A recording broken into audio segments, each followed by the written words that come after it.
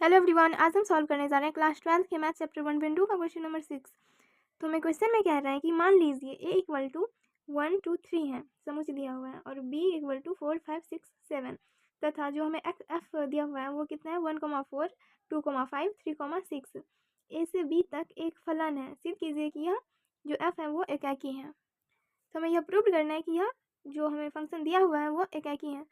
तो चलिए इसे सॉल्व करते हैं।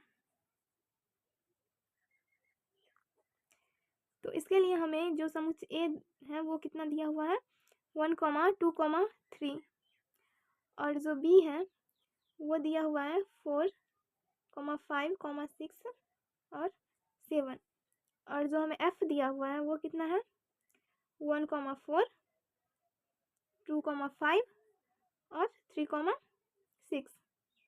ये हमें गिवन है। तो यहाँ से हम एक फलन बनाएंगे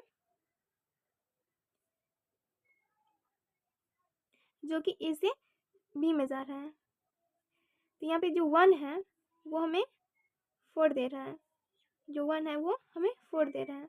यहाँ पे जो 2 है वो हमें कितना दे रहा है 5, और जो 3 है वो हमें 6 दे रहा है यहाँ से।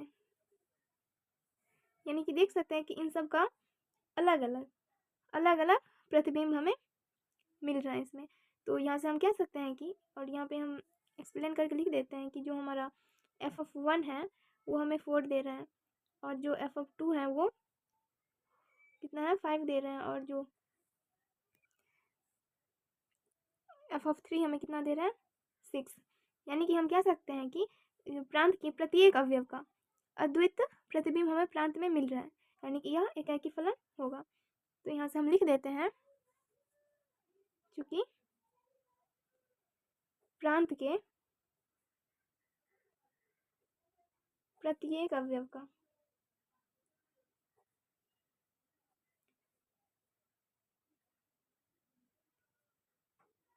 प्रतिबिंब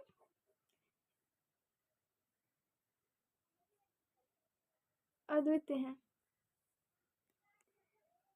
यानी कि यह एकाकी है। अंततः यह